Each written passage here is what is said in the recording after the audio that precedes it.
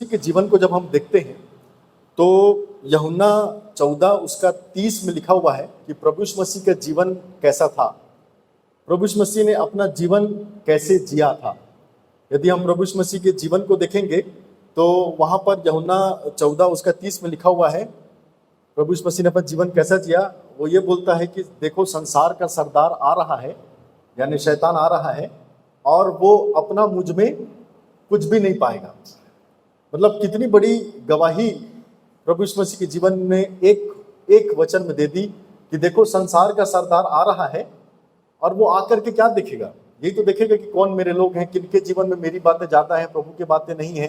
प्रभु यीशु मसीह के जीवन एक लाइन में उन्होंने डिस्क्राइब कर दिया कि आने दो उसको, मेरी जीवन ऐसा मैंने जिया है कि वो आएगा, मुझ में देखेगा और अपना मुझ में कुछ भी नहीं पाएगा और वो वापस चला जाएगा। तो हम सभी का जीवन प्रियो इसी प्रकार से एक ऐसा जीवन होना चाहिए कि हम सब मिलकर के परमेश्वर के लिए ऐसा जिए कि जब हमारा भी समय आए तो हम सब इस बात को जान सकें कि प्रभु मैं भी ऐसा जीवन जीता हूँ कि जब वो आएगा संसार का सरदार तो अपना मुझ में कुछ भी नहीं पाएगा। प्रभु पहले की जो कलीसिया हम देखते हैं, जो प्रेरितों काम पढ़ा गया उसमें जो कलीसिया हुआ करती थी शुरू में, जो प्रभु यीशु मसीह के जाने के बाद जो कलीसिया बनी थी वो संसार में जाया करती थी, उनको संसार से बाहर निकालने के लिए वो संसार में जाया करती थी। परंतु आज की कलीसिया ऐसा हो गई कि हम लोग संसार में जाना छोड़ करके अपने ही भीतर में हम लोग संसार को वापस ले आए हैं। कलीसिया का काम यह है प्रियो कि वो बाहर जाए संसार में, उन लोगों के पास जो प्रभु यीशु मसीह को नहीं जानते, जिनके जीवन में शैतान का प्रभाव ज़्यादा है, उनके पास जाए और उनको ये बताए कि भैया वो आने वाला है संसार का सरदार, अगर वो अपना तुझ में सब कुछ पा लिया तो बचना मुश्किल है। प्रभु यीशु मसीह ने बताया है कि उसको आने दो, मेरे जीवन में अपना वो कुछ भी नहीं पाएगा। ऐसा प्रिय हमारा जीवन जो है वो होना चाहिए, और इसीलिए हम सबको अब तैयार रहने का समय है, तैयार रहने का। अभी वो समय भी नहीं रहा कि हम तैयार हो रहे हैं वाला काम, क्योंकि हम सब जानते हैं उस दृष्टांत में कि स्वर्ग का राज्य उन 10 कुंवारियों के जैसा है, उनमें से 5 रुक गई और 5 चली गई। जो 5 गई वो तैयार थी और जो 5 नहीं जा पाई थी वो तैयार हो रही थी। उनका प्रोसेस चल ही रहा था, थोड़ा बहुत बचा था, आधा तैयार थी आधा नहीं थी। तो अब समय ऐसा है प्रियो कि हमको तैयार रहने की आवश्यकता है, क्योंकि जो तैयार है वही प्रभु के साथ जो है वो हम सब जो है संगति में, जो स्वर्ग हमारे लिए प्रभु ने तैयार किया है, जो स्थान प्रभु ने हमको दिया उसमें हम प्रवेश करने पाएंगे। जो यहाँ पर प्रेरितों के काम जो कि यहाँ पे पढ़ा गया है, प्रेरितों के काम का लिखने वाला लूका जो है वो इसका राइटर है, लूका की ही किताब है प्रेरितों के काम।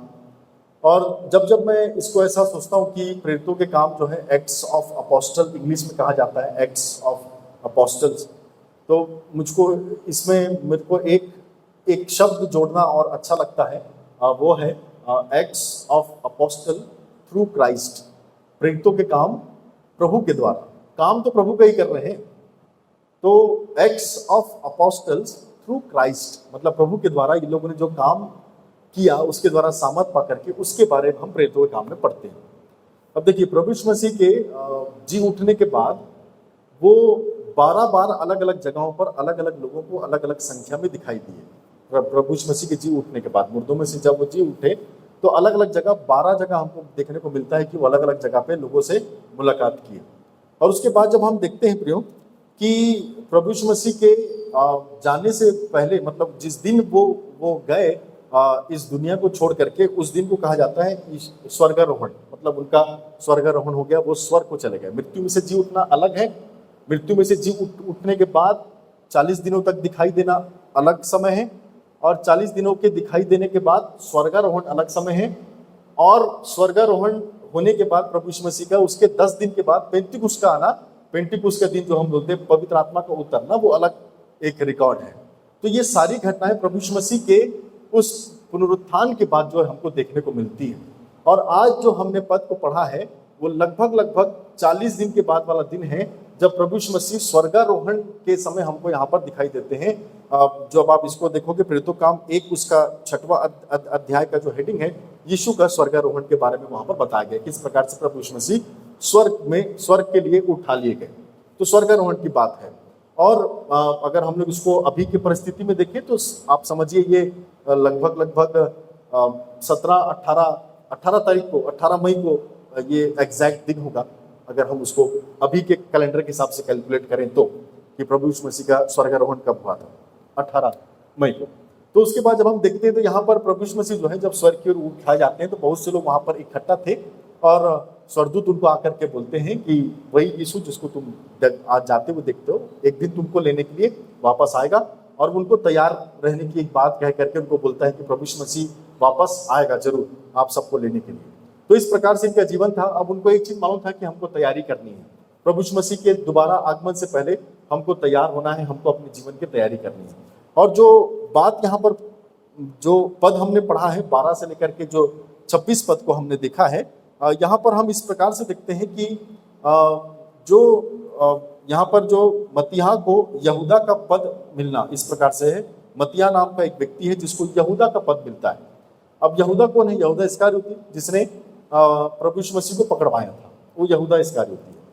अब यहूदा इस्करियोती के जीवन के बारे में हमको अलग अलग 2 बातें सुनने को मिलती है। एक तो आपको सुनने को मिलता है मत्ती में, मत्ती के अनुसार, मत्ती की किताब के अनुसार वहां पर इस प्रकार से कहता है कि जैसे ही उसने 30 चांदी के सिक्के में प्रभु को बेचा, गुरुवार का दिन था, उसको मालूम चला कि मैंने गलत किया है, तो उसको वो बात अच्छी नहीं लगी, उसको पछतावा हुआ और उसने सोचा कि मैं इस 30 चांदी के सिक्के को वापस दे देता हूं, पर उन्होंने लेने से इनकार कर दिया, तो इसने अपना प्राण जो है दे दिया, खुद को उसने मार दिया।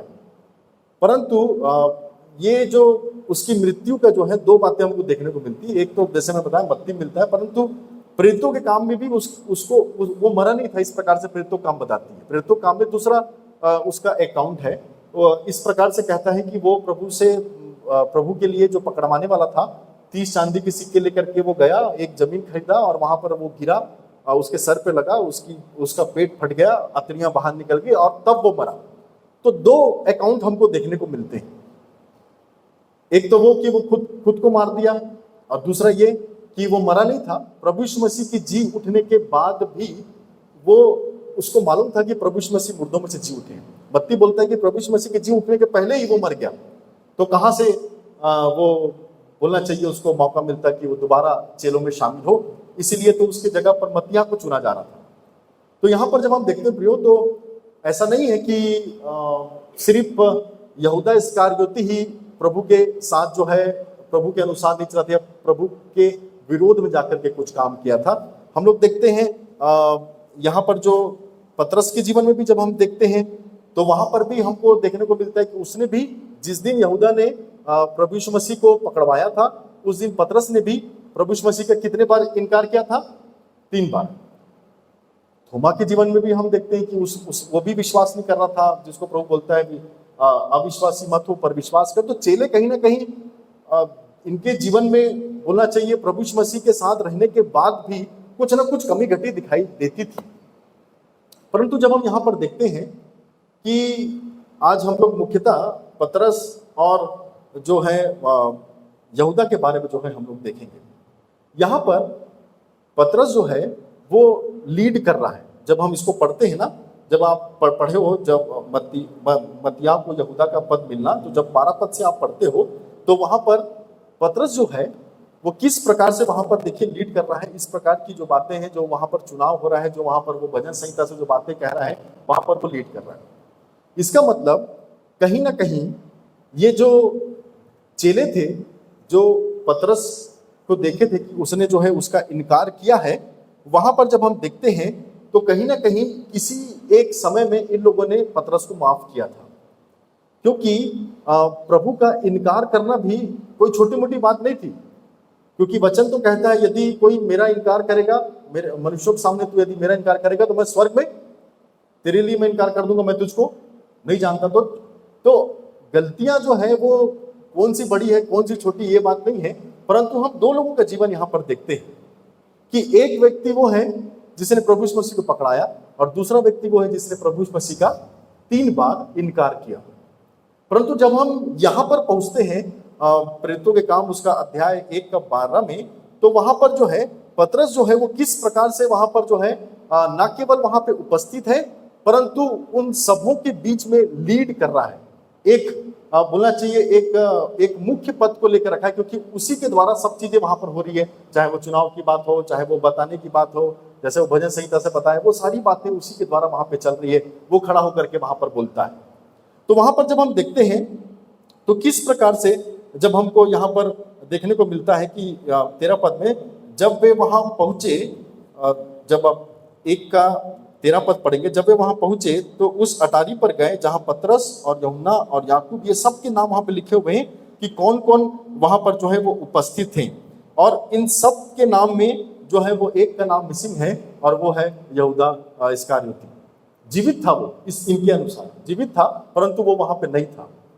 तो यहां पर हमको जो सीखने की बात यह है कि जब प्रभु यीशु मसीह ने अपने चेलों का चयन किया था, 12 चेलों को जब उन्होंने चुना था, तो प्रभु यीशु मसीह ऐसा वचन बताता है कि सारी रात प्रार्थना की थी, सारी रात।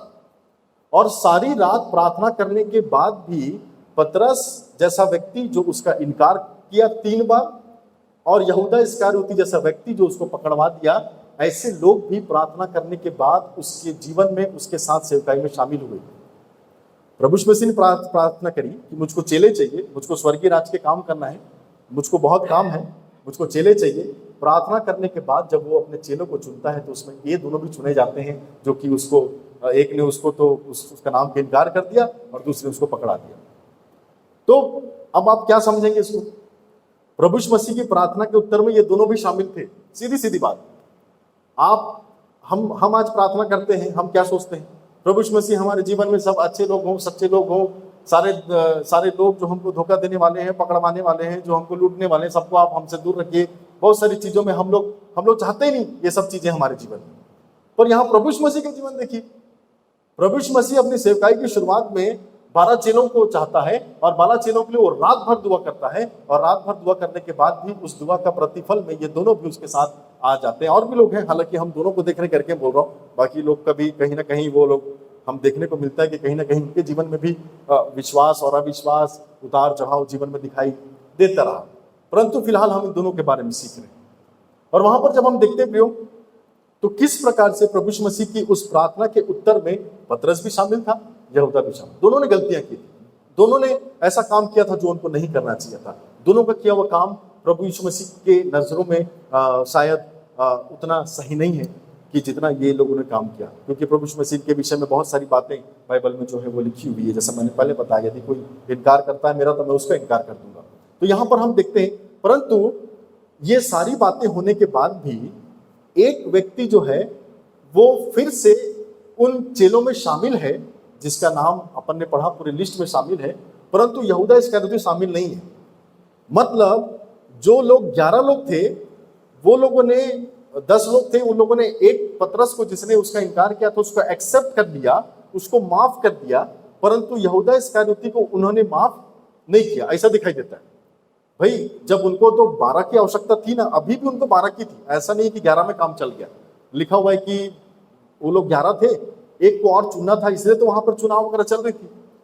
तो कहने का मतलब ये, उनको 12 की आवश्यकता तो थी, 11 थे, उसमें से एक व्यक्ति जो है वो, उसने प्रभु का इनकार कर दिया था, परंतु अब वो व्यक्ति जो है एक मुख्य पद में वहां पर बैठा है, जो कि इनके उस मीटिंग को जो चल रही है, इनके उस वो जो चुनाव की प्रक्रिया चल रही है, वो जो प्रभु के बातों की बात चल रही है, उसमें वो संचालन कर, उसका वो लीडर बन गया, उसका लीड करने वाला बन गया।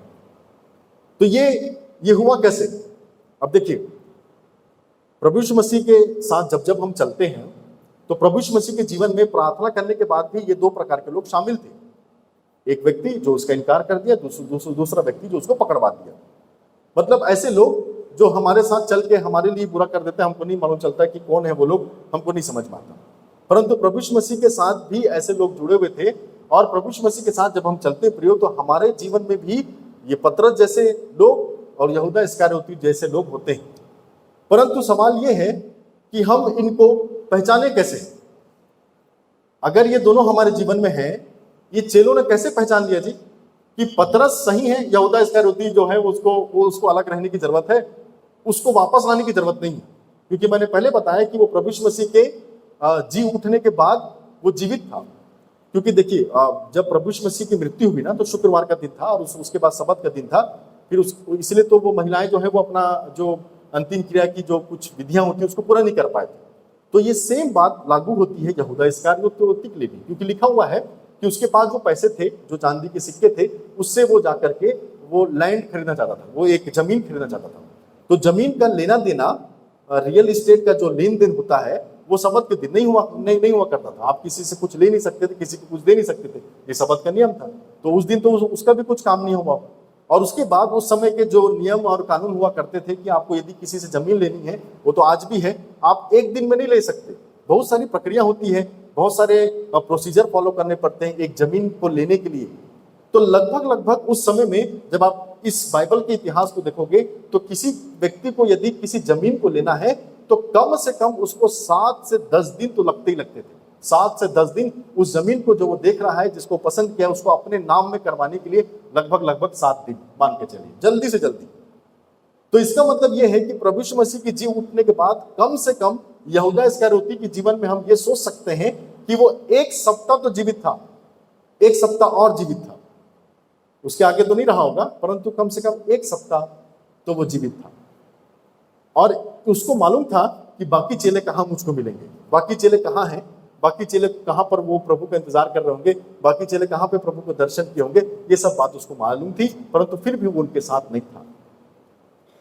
तो जब हम इन सब बातों को देखते हैं, पतरस के बारे में और यहूदा इस्करियोती के बारे में, तो जब ये दोनों भी हमारे जीवन में हो सकते हैं, जो कि कहीं ना कहीं कुछ लोग हमको जो है वो हमारे लिए तकलीफ का कारण बने, हमको पकड़वाने वाला काम करें हमारे लिए, प्रभु यीशु मसीह को जैसे इन लोगों ने उनके साथ कुछ ऐसे काम को किया था जो उसके साथ रह करके उसके चेलों को करना शोभा नहीं दिया करता था। तो ऐसे लोग जब हमारे जीवन में भी प्रार्थना करने के बाद भी जब ऐसे लोग आ जाते हैं, तो हम उनमें फर्क करें तो करें कैसे? इनको कैसे मालूम चला कि पतरस हमारा लीडर बनने के लिए ठीक है और यहूदा इस्करियोती तो हमारे बीच में इस ग्रुप में शामिल होने की भी काबिल नहीं है?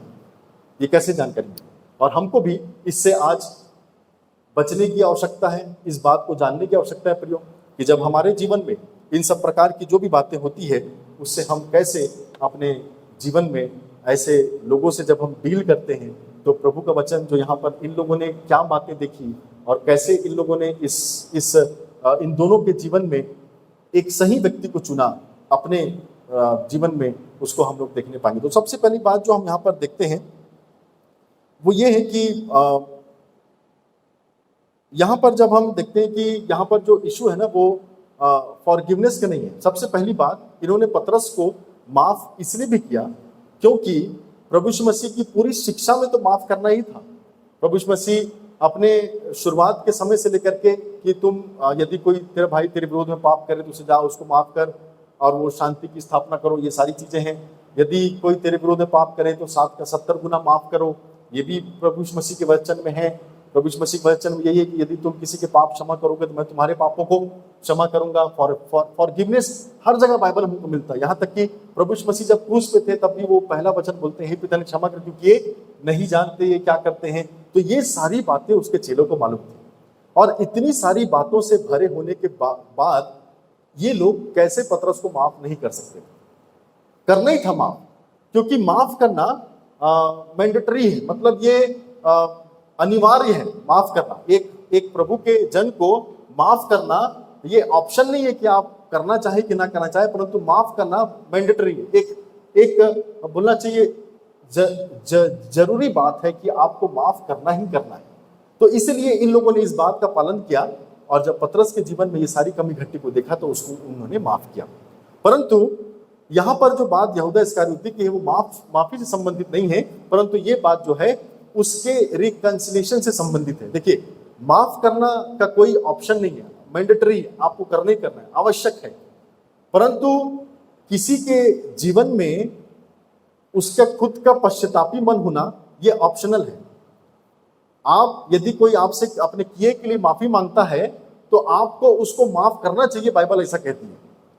परंतु यदि किसी व्यक्ति को ये एहसास ही नहीं है, या बोलना चाहिए इस व्यक्ति को जब इसको मालूम था कि मैंने गलती की है, क्योंकि मत्ती में लिखा है कि वो दुखी भी हुआ और पैसा वापस करने भी गया था। जब वो लोग पैसा वापस नहीं लिए तो उसको मालूम था कि भाई मुझको कहाँ जाने से मेरा जो गिल्ट है, मेरा जो काम है, मैंने जो किया है वो कम हो सकता है, वो है इन चेलों की संगति में। अगर ये वापस आ जाता, क्योंकि ये तो कहीं आया ही नहीं इनके पास, तो कहाँ से इसको माफी जो है वो मिलती। तो जो हमारे जीवन में जितने भी लोग हमारे इर्द गिर्द हैं, उनमें से हमको एक चीज ध्यान रखनी है कि कौन लोग अपने आप को अपने जीवन में अपने आप को ईमानदारी से हमारे सामने प्रकट करते हैं। जैसे कि यदि हम प्रभु यीशु मसीह के क्रूस के समय को यदि हम देखें, तो वहां पर प्रभु यीशु मसीह के साथ दो लोग और थे, जो डाकू जो थे वो लोग थे। उसमें से एक जो है वो प्रभु के साथ स्वर्ग चला गया। प्रभु ने बोला कि तू आज ही मेरे साथ स्वर्ग लोक में होगा। तो यदि मान के चलिए हम उससे कभी पूछें कि उससे यदि हमको बात करने को मिले कि यार आप स्वर्ग कैसे पहुंचे, इस टाइप से यदि हम उसके और हमारे बीच में यदि हमको बात करने का अवसर मिले, तो यदि हम उससे पूछेंगे क्या तू बाइबल पढ़ा था, तो बोले नहीं मैं तो बाइबल नहीं पढ़ा था। तो यदि आप उससे पूछोगे क्या तू पवित्र आत्मा पाया था, तो बोलेगा मेरा जब समय था, मैं जब मरा तो पवित्र आत्मा तो उतरा ही नहीं था, तो वैसा बोलेगा।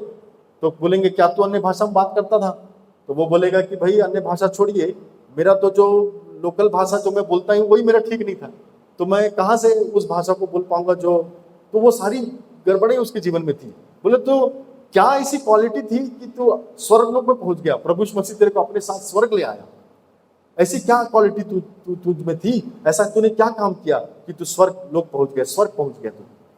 तो वो एक ही चीज बोलेगा कि मैं बस ईमानदार बना, मैंने अपने अंतिम समय में ये मान लिया कि मैं गुनहगार हूं, मुझसे गलती हुई है, और मैंने अपने प्रभु को बोल दिया कि यदि तो अपने राज में आए तो मेरी सुधि ले, मैं ईमानदार बना।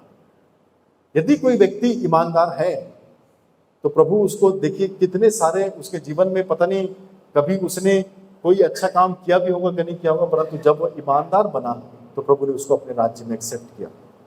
तो हम सबको भी प्रियो ईमानदार बनने की जरूरत है, अपने अपने व्यक्तिगत जीवन में, अपने अपने पारिवारिक जीवन में, हर एक जगह जहां जहां पर प्रभु ने उनको रखा है, ये व्यक्ति पतरस जो था वो ईमानदार बना। और इसका जब हम जीवन देखते हैं तो किसी भी प्रकार से इसके जीवन में जब हम देखते हैं प्रियो, तो ये इसका जो इसने इनकार किया था ना, वो डर के मारे किया था, ये डर के मारे किया था।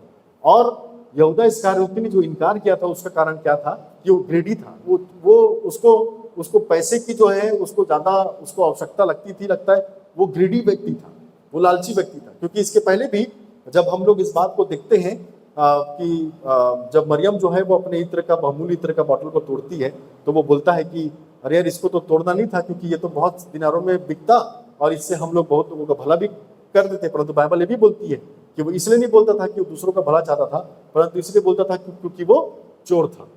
तो कहीं ना कहीं उसके जीवन में एक सांसारिक इन्फ्लुएंस ज्यादा दिखाई देता था, सांसारिक धन के पीछे जाना, सांसारिक बातों के पीछे जाना, सांसारिक चीजों के पीछे जाना। अब प्रभु यीशु मसीह से वो जो धन लिया था, मतलब उसको पकड़वाने के लिए जो धन लिया था, उसको जा करके वो क्या लिया, उसने एक जमीन लिया। और उस समय में जमीन जो लिया करता था उसका एक बड़ा नाम हुआ करता था, एक लैंड लॉर्ड हुआ, उसका सोसाइटी में एक ऊंचा नाम हुआ करता था, जिसके पास एक जमीन जायदाद हुआ करती थी। तो इसका मतलब प्रभु को छोड़ करके वो समाज में, वो सोसाइटी में अपना नाम को ऊंचा करना चाहता था, ऐसा उसका जीवन दिखाई देता है। परंतु पतरस ऐसा नहीं था, पतरस डर के मारे बोला था, वो ऐसा नहीं था।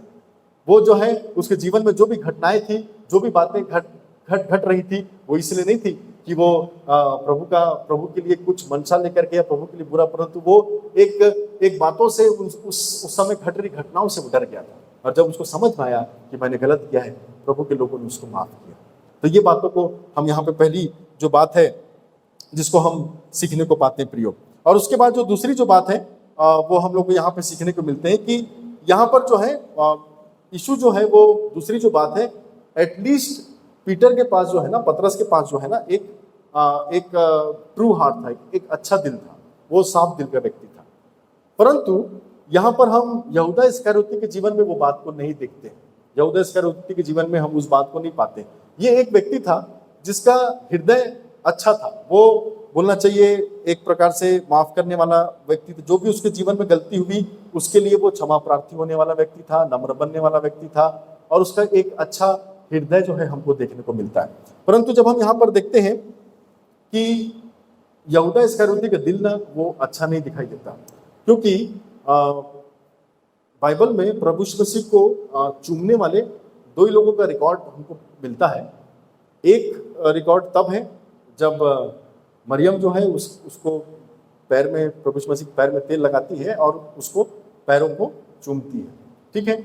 और दूसरा जो कहाँ मिलता है हमको, यहूदा इस्करियोती जो कि उसके गाल पे चूमता है। बाइबल चूमने के विषय में कहती है कि एक दूसरे को पवित्र चुंबन से चूम करके नमस्ते कहो, सलाम कहो, प्रेम प्रकट करो पवित्र चुंबन से। तो जो चीज पवित्र थी उसको ये व्यक्ति क्या बना देता है, बताइए। मतलब मैं जिसको चूमूंगा तुम समझ जाना कि वही प्रभु यीशु मसीह।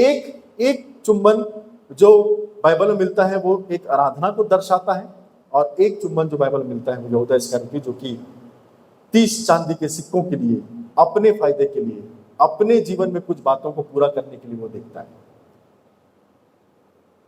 पतरस का दिल ऐसा नहीं था, यहूदा का दिल ऐसा।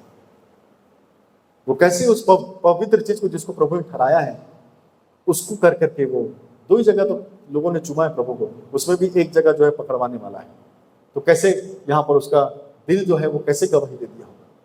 और उसके बाद जब हम देखते हैं ये जमीन लेता है तो किस कीमत पर लेता है, प्रभु यीशु मसीह को पकड़वाने पर। कितने बार हमको ये हमको वचन सिखाता है कि कभी भी हमको प्रभु के राज्य को हमको पहले ध्यान देना है। पहले तुम उसके राज्य और धर्म की खोज करो, बाकी सब उसे तो मिल जाएगा, ऐसा वचन कहता है। परंतु इसने पहले उस 30 चांदी के सिक्के पर ज्यादा ध्यान लगाया और प्रभु को पकड़वा दिया।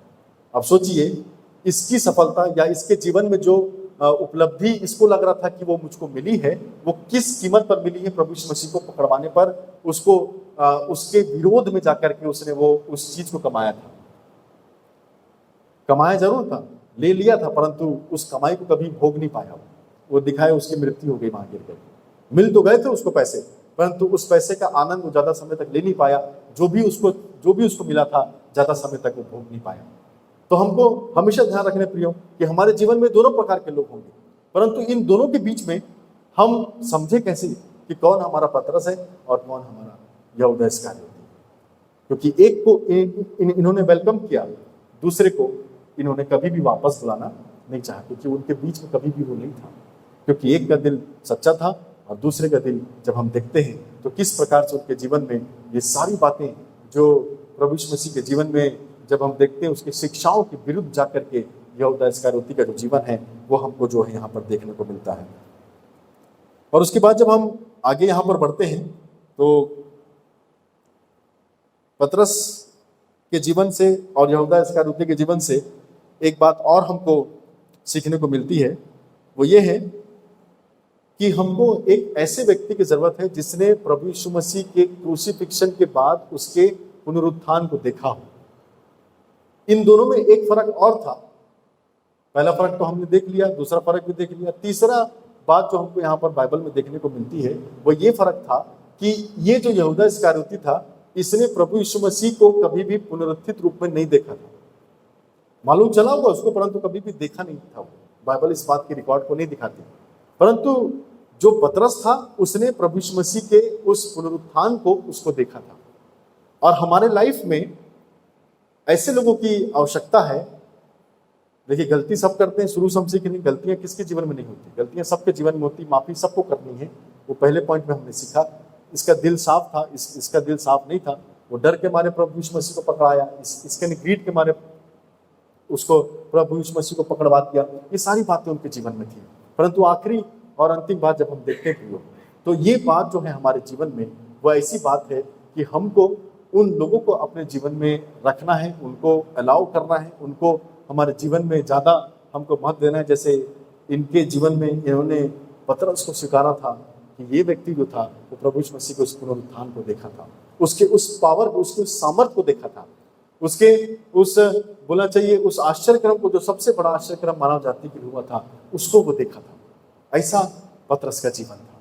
और इसलिए वो कहता है कि वो भजन संहिता से भी बोलता है, लिखा हुआ है ऐसा करके, वो यहूदा के बारे में बोलता है 20वां अध्याय भजन संहिता में लिखा है, उसका घर उजड़ जाए और उसमें कोई ना बसने पाए और उसका पद कोई दूसरा ले ले। इस प्रकार से वो वहां पर ऐलान भी करता है कि ऐसे लोगों का पद कोई दूसरा ले ले जो कि किसी भी प्रकार से प्रभु यीशु मसीह के उस पुनरुत्थान को जो है उसको देखने के लिए, या इतने बड़े आश्चर्य कर्म को जो इतने समय से यहूदा इस्करियोती प्रभु यीशु मसीह के साथ जो जीवन जी रहा था, सबसे बड़ा समय अभी था इन चेलों का कि प्रभु यीशु मसीह के लिए यदि सबसे बड़ा आश्चर्य कर्म वो देखते, सबसे बड़ी खुशी की बात, सबसे बड़े आनंद की बात जो उनके जीवन में होता, वो यही होता कि जब उसको स्वर्गदूत कहते हैं कि वो यहाँ नहीं है, वो मुर्दों में से जी उठा है।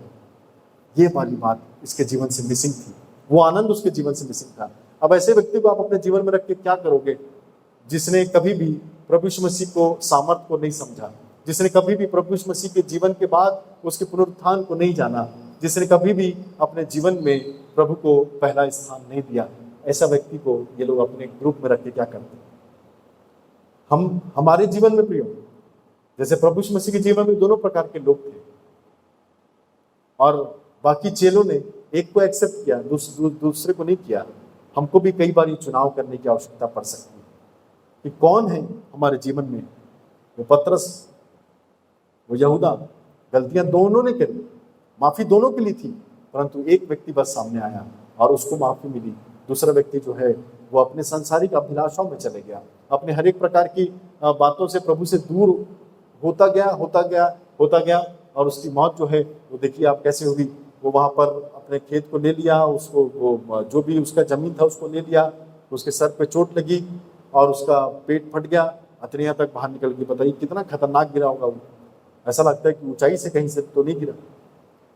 कैसा उसका जीवन रहा, कितना पास प्रभु के पहुंच करके वो प्रभु के राज्य से दूर हो गया, कितना करीब जाकर के वो प्रभु के कितना करीब था, परंतु उसके बाद भी उसके जीवन में जो है वो आशीषें, वो आश्चर्यक्रम जो है वो नहीं देख सका प्रियो। दानियल अपने किताब में कहता है कि जो अपने परमेश्वर को जानते हैं वे बड़े सामर्थी होते हैं, उनका जीवन बड़ा सामर्थी जीवन होता है। क्या हमारे जीवन में भी ऐसी सामर्थ्य है प्रियो?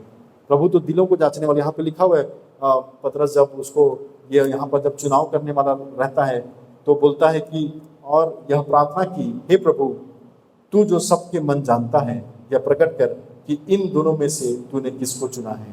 प्रभु को ये बोल रहा है, प्रभु ये दो लोग हैं, इनमें से तू इनका दिल जानता है, क्योंकि हम इसके पहले एक व्यक्ति के दिल को देख चुके हैं। हम नहीं जानते थे उसके दिल को, परंतु तू अवश्य जानता था, इसलिए वह शायद हमारे बीच में नहीं है। उसके मृत्यु के बाद एक चुनाव करने की आवश्यकता पड़ी, प्रभु ने किसी और को उसके जगह पे नियुक्त कर दिया। प्रभु ने मत्तियाह को जो है वो उसके जगह पे नियुक्त कर दिया। और आज प्रभु जो है अगर हमको किसी काम के लिए चुना है प्रियो, तो हम अपने प्रभु के साथ जैसा जीवन जीते हैं उस प्रभु के साथ आगे आगे बढ़ते रहें, क्योंकि यदि हम प्रभु के अनुसार नहीं चलेंगे तो कहीं ना कहीं प्रभु हमको रिप्लेस कर देगा। और लिखा है प्रभु तू तो सबके मन की बात को जानता है। हम चिट्ठी डालेंगे, नाम निकलेगा, वही जो है वो 12वां चेला कहलाएगा। और मत्तियाह को प्रभु ने चुन लिया और इसके बाद ये प्रेरितों का काम जो है वो आगे बढ़ा। किसी भी प्रकार से प्रियो हमारे जीवन में कोई भी ऐसी बात ना हो जिससे हम प्रभु से दूर हो जाएं, क्योंकि जब हम प्रेरितों का काम उसका दूसरा अध्याय में देखते हैं तो वहां पर आगे भी हमको मिलता है कि जब पहली चर्च बनी तो जिसका जो हुआ करता था वो सब ला करके उसमें जमा किया करते थे, और जिसको जैसी आवश्यकता हुआ करती थी वैसा ले लिया करते थे। 2 लोगों की मृत्यु भी हुई है, जो लोगों ने ला करके नहीं दिया, उन्होंने जमीन बेची और ला करके नहीं दिया उस पैसे को, उनकी मृत्यु भी हुई है प्रेरितों के काम में। यहूदा इस्करियोती जो भी उसने लिया था, परंतु उसने अपने फायदे के लिए इस्तेमाल किया, अपने नाम को बढ़ाने के लिए इस्तेमाल किया। और किस कीमत पर? प्रभु को छोड़ करके हम दुनिया में क्या पालेंगे? प्रभु को छोड़ करके हम अब ऐसा क्या हासिल कर लेंगे जो कि प्रभु में रह करके हमको नहीं मिल सकता? इनके जीवन में कितनी आशीष की बात, कितने काम की बात हुई। पतरस ने भी इनकार किया था, यहूदा ने भी पकड़ाया था, परंतु दोनों के जीवन से हमको एक बात सीखने को मिलती है कि इनके जीवन में फर्क है, इनके कार्यों में फर्क है, इनकी गलतियों में फर्क है। और हमारे जीवन में यदि ऐसे व्यक्तियों को हम लोग देखें जो पतरस के नहीं हो, जो यहूदा इस्करियोती के नहीं हो, हमको हमेशा ये ध्यान रखना है कि वचन में प्रभु यीशु मसीह के जीवन में भी ऐसे 2 प्रकार के लोग थे, और किस प्रकार से उन लोगों से डील किया गया और किसका हश्र क्या हुआ और कैसे हम इनसे बच सकते हैं और क्या हमारे जीवन में हम कैसे हम अपने आशीषों को पा सकते हैं। कभी भी ऐसा काम न करें कि प्रभु हमको हटा करके किसी और को उस काम के लिए नियुक्त करे जो काम प्रभु हमसे करवाना चाहता था। ऐसा काम हमारा जीवन में कभी भी ना हो। हम हमेशा इस बात को ध्यान रखें। आइए हम प्रार्थना करें। परमेश्वर पिता, हम हृदय से प्रभु जी आपको धन्यवाद देते हैं और दुआ करते हैं प्रभु कि जो बातें प्रभु जी आज हमने वचन से सीखी परमेश्वर पिता की किस प्रकार से बहुत से लोग प्रभु जी हमारे जीवन में पाए जाते हैं परमेश्वर पिता, परंतु प्रभु जी हम हमेशा प्रभु जी इस बात को जानते हैं प्रभु कि कहीं ना कहीं प्रभु जी आप मनों को जांचने वाले परमेश्वर पिता हैं। प्रभु जी हम अपने जीवन का निर्णय प्रभु जी आपके हाथों में सौंपते हैं। यदि प्रभु जी हम अपने निर्णय प्रभु जी आपके हाथों में सौंपते हैं तो आप जो दिलों को जानने वाले परमेश्वर प्रभु जी हमारे लिए सही चुनाव को प्रभु जी आप करते हैं। और परमेश्वर पिता यही दुआ करते हैं प्रभु कि हमारे जीवन में हर एक चुनाव प्रभु जी आपके द्वारा होने वाला हो सके, ताकि प्रभु जी आपकी मर्जी आपकी इच्छा हमेशा हमारे जीवन से पूरी होती रहे। और प्रभु जी जैसा कि परमेश्वर पिता पतरस ने गलतियां की, परंतु प्रभु जी आपने उसको स्वीकार किया, उसको पुनः प्रभु जी अपने राज्य के काम के लिए चुना, उसको आगे बढ़ाया। प्रभु जी जो भी गलतियां हमसे होती प्रभु हमें माफ करें, हमें क्षमा करें और प्रभु जी अपने राज्य में प्रभु जी अपने काम करने के लिए प्रभु जी हमें प्रभु जी आशीषित करते रहें, ताकि आपके द्वारा सौंपी गई जिम्मेदारी हम बड़ी ईमानदारी से करने वाले हो सकें। धन्यवाद के साथ इस प्रार्थना को उपस्थित प्रत्येक लोगों को आपके सामर्थ्य हाथों में सौंपते हैं और विनती प्रभु यीशु नाम से मांगते हैं, सुन ग्रहण करें। आमीन।